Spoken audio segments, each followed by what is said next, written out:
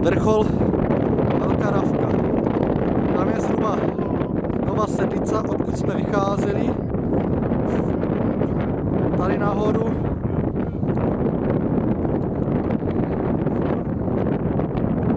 na Rábiu skálu.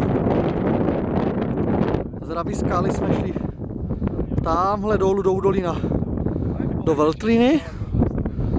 Ze Veltlíny nahoru na Poloninu Veltlínskou. Vrchol Smerek, pod kterým jsme spali.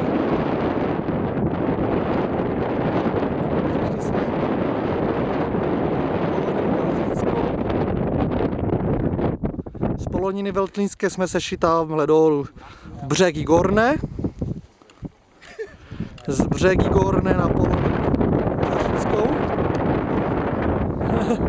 To byl dobrý hodinec. Z Poloniny Čařínské do Ústřik, tam jsme taky spali. Z Ústřik jsme si udělali okruh přes Starnicu a Halič.